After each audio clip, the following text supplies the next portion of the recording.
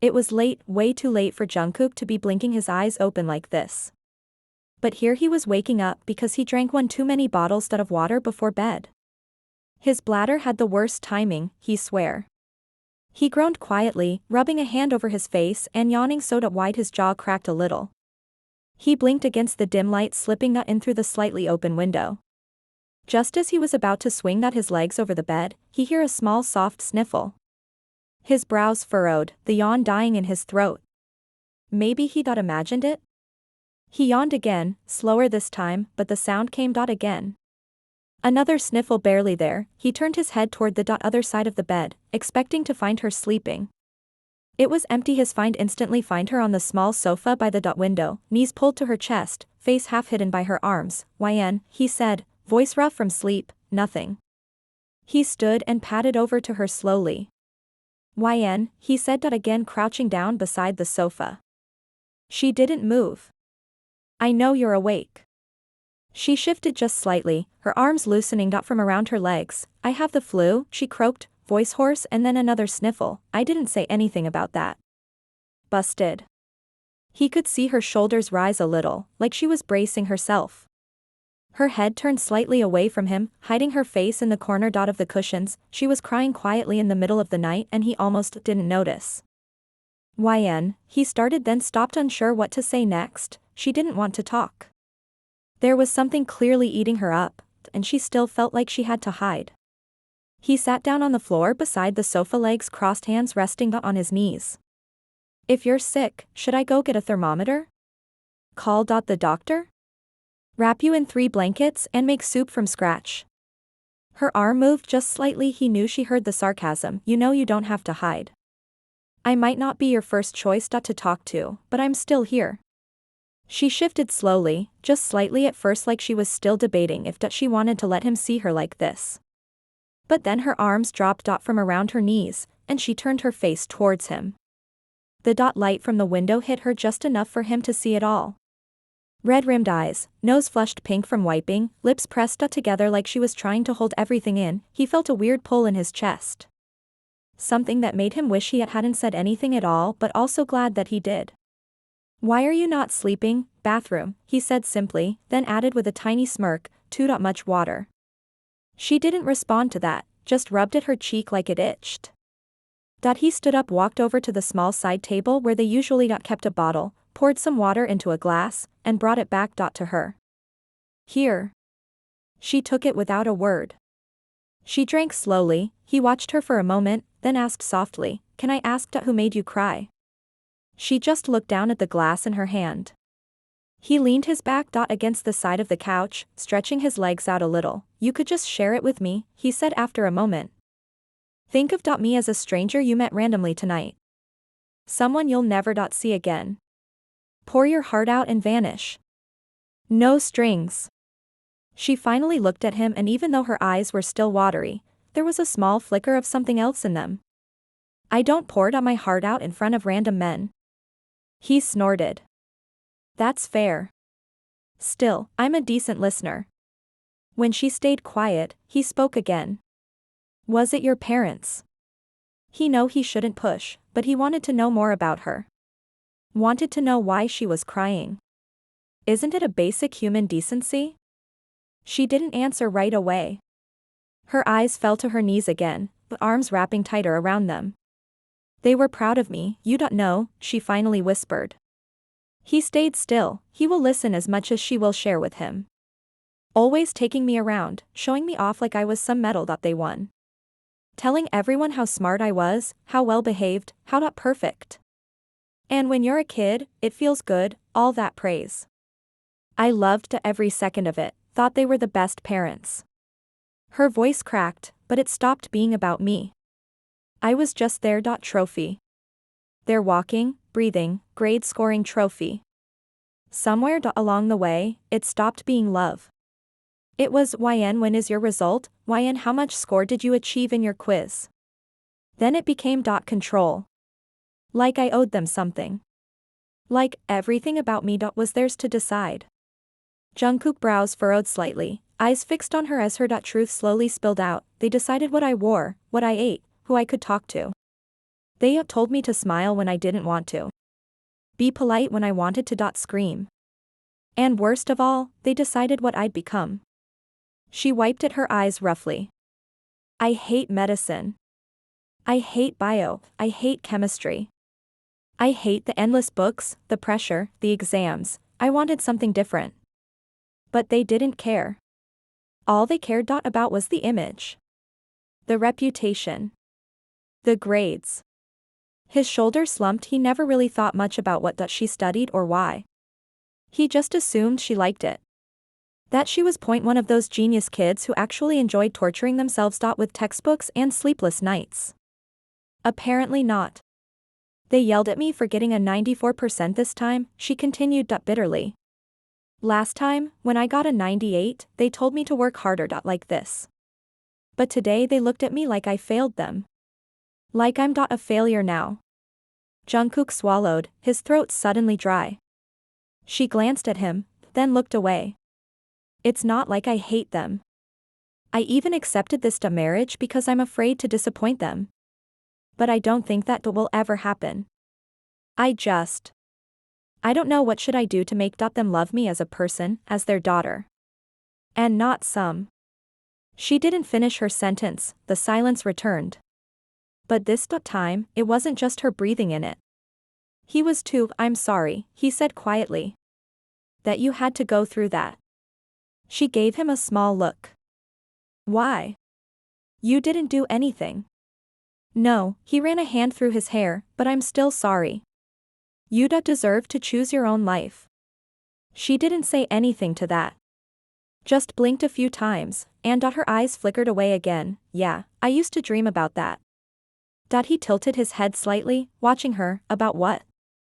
Choosing. Small things. Like picking what school I wanted, what I wanted to wear for my birthday. Or what I wanted to study. Even if I failed, I wanted to know that I failed at something I chose, not something I was pushed into. That last part stung. He never really thought about freedom like that before. For him, it was normal. To argue with his parents, to not say no to something and walk away. He never realized how much of a luxury that actually was. Sometimes. I think about running away. Just disappearing, starting over somewhere new where nobody knows my name, where I'm not someone's daughter or someone's wife, just me.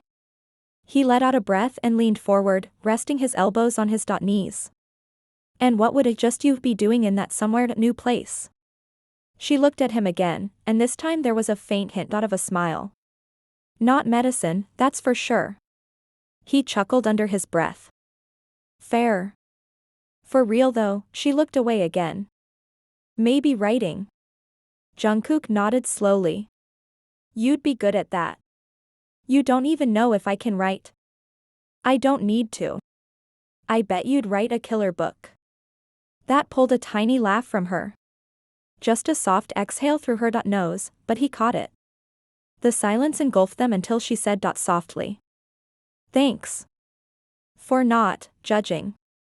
I'm not really in the position to judge anyone, he shrugged. And even if I was. I think I like this version of you better than the one who throws pens and glare at me. She side-eyed him. You deserve that sometimes. He grinned, the corner of his lips twitching like he was trying to keep himself from saying something smug. But of course, he failed. You are being generous tonight. Another ghost of a smile flickered on her lips, and this time she didn't hide it. I should sleep, she said after a while, rubbing her fingers under her eyes. Jungkook stood up slowly. You should. He offered his hand. She looked at it. Hesitated, but then, she took it. He helped her up and walked with her to the bed. She climbed in without saying anything else, curling on her side, back facing him. He still didn't know much about her. And she clearly didn't trust easily. But tonight, he saw a crack in her walls. He was glad she opened up to him. He stood there for a second, watching her breathe. Then, finally remembering why he woken up in the first place, he rubbed a hand over his face and sighed. Right. Nature was still calling. Emotional moment or not, bladder doesn't wait. The sun was warm against Wyan's skin as she stepped outside, cradling her coffee mug between both hands. Her oversized shirt hung off one shoulder, hair a little messy from sleep. But the peaceful morning was supposed to be peaceful, but she took another sip and stepped further into the garden. A loud blast of music nearly made her choke, her brows furrowing as the heavy beat of some old rock anthem rattled the air. Seriously? It wasn't coming from inside the house, which meant her first instinct was to blame Jungkook. Because who else had the audacity to disrupt her peaceful morning with a speaker on full volume? Curious, she followed the music down the stone path, passing the rosebushes Jungkook's mom insisted on keeping even though neither of them had any gardening skills. The sound got louder the closer she got to the driveway, and by the time she turned the corner, she stopped. There he was, in a plain black sleeveless tee and gray joggers, wet from the splashes of soap and water, leaning over the hood of a car as he scrubbed it with a sponge, completely unaware that he looked like he just walked out of a car commercial. A deep blue BMW M4 coupe gleamed under the sunlight and he was singing loudly, completely off-key. Some 2000s rock song was blasting from a portable speaker on the ground. "I'm just a teenage dirtbag, baby." She raised her voice just enough to be heard. Planning on getting the neighbors to call the police for noise pollution? Jungkook turned instantly, looking over his shoulder. His hair was pushed back, a few wet strands clinging to his forehead. "Oh hey, you're up," he called out, dropping the sponge into the bucket. Hwan took a sip of her coffee barely. She stepped closer, glancing at the car. "Whose car is this?" He looked at the car like it was a trophy. "Mine." Her eyebrows rose slightly. "You own a BMW?" He grinned, grabbing a towel to wipe his wet hands. "Why do you sound so surprised?" "I don't know," she said with a half shrug. "You just take the bus." And just like that, his small grin faded. His shoulders dropped just a bit like she opened his old wounds. That. Well, let's just say, my car has been in my dad's custody for the past 7 months. Why? He hesitated. For once, the usually playful spark in his eyes dimmed. "I kind of messed up. And I've been paying the price since." "What could you have possibly done to get your car confiscated by your own father?" Jungkook rubbed the back of his neck, towel still dangling from his other hand. His jaw clenched briefly, like he was debating whether to tell her the truth. It was graduation night, he started, embarrassed. Everyone was hyped, you know? School was finally over, we were free. Me and a few of my friends decided to throw a party. No adults, no rules. Hwan sipped her coffee. "I wasn't even planning on doing anything crazy. But they were all drinking, and I didn't want to be the boring point one. So I joined in." One drink turned into 3. Someone brought weed. I'd never tried it before, but, again, stupid pressure. His eyes met hers for a brief second before darting away again like he couldn't believe he was telling her that. "I thought I was okay. I mean, I felt okay. Just a little floaty, a little loud. My friends were worse off, so I figured I was the most responsible one. I had the keys, and somehow, that meant I was in charge. So I drove." Hwan knew where this was going, but she didn't interrupt. "I didn't even make it far," he gave a dry, almost embarrassed laugh. "Barely 3 blocks. Swerved too hard, smashed into a streetlight. Nobody was hurt, thank God, but the front of my car was totaled. But the cops showed up. Breathalyzer. Weed test. Whole deal." He sighed, wiping his hand on the towel. "My dad had to come to get me from the police station at 4 a.m., still in his pajamas. He didn't yell. Didn't even look at me. Just paid the fine, signed the papers, and drove me home in silence." He paused for a moment. "Next morning, I woke up to an empty garage. No car. They stopped giving me allowance. And a very long lecture about trust, reputation, and how I've embarrassed the family name. So basically they grounded you." "They exiled me," he corrected. "It's been 7 months. Still not allowed to drive, still banned from any party, alcohol, and my dad keep eye on who are my friends. kind of getting treated like a sh1t since then. And I can't say no to their any decision. You're an idiot. But I think they overdid it, she said honestly. She wasn't trying to sugarcoat anything. He looked at her. Yeah. I was, thought. She took another sip of coffee. Still kind of are. Nothing changed. Ouch. And here I thought we were bonding. She raised an eyebrow. And bonding? When did that start? He shrugged. Since last night. I thought we were opening up to each other. No. Just like that, her whole expression shifted like someone turned off a light behind her eyes. She looked away, focusing too hard on the steam rising from her cup. The breeze tugged at her hair, but she didn't bother to fix it.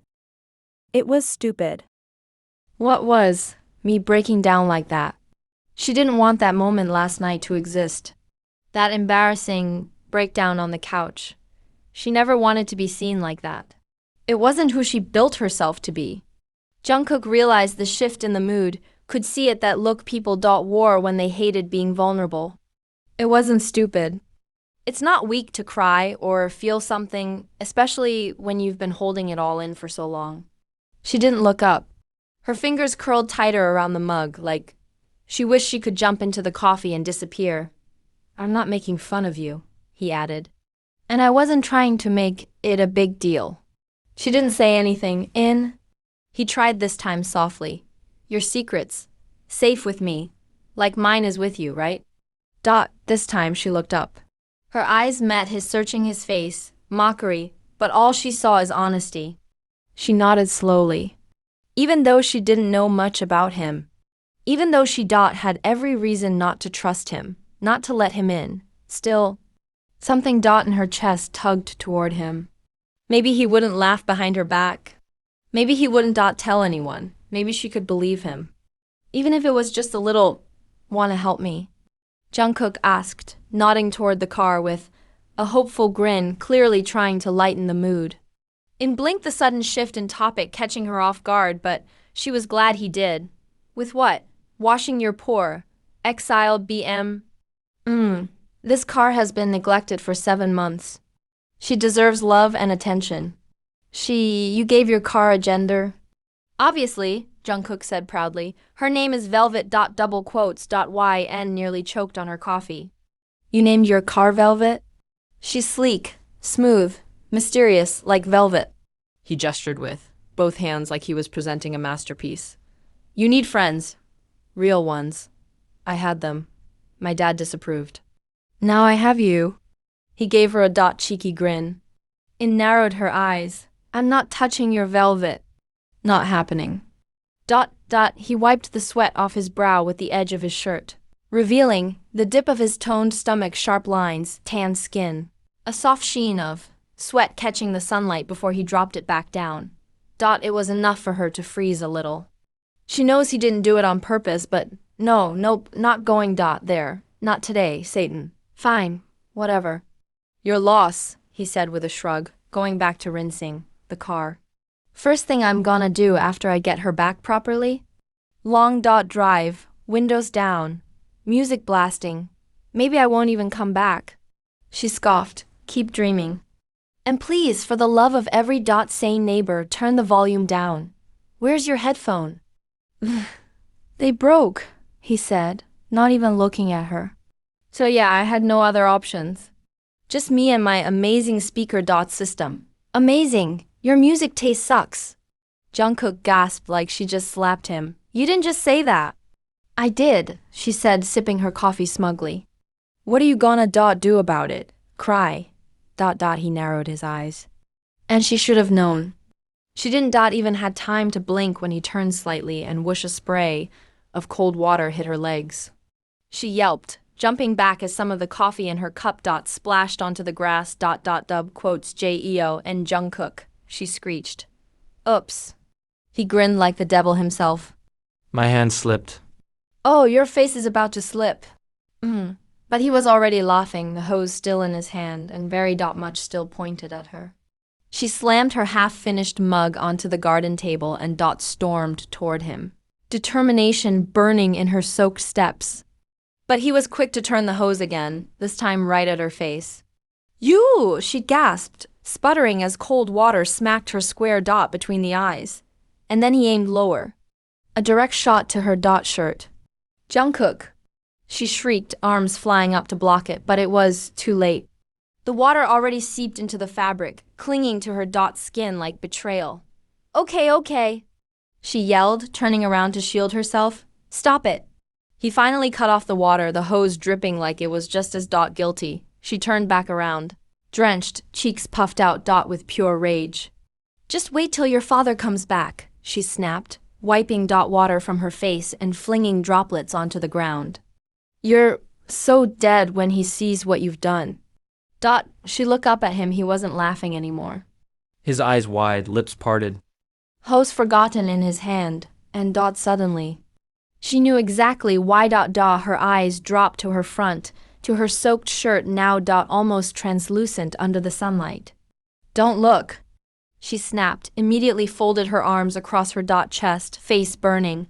I didn't mean to, he squeaked, eyes snapping up to the sky like the clouds suddenly became fascinating. Don't look, she snapped, immediately folded her arms across her chest, face burning. I didn't mean to.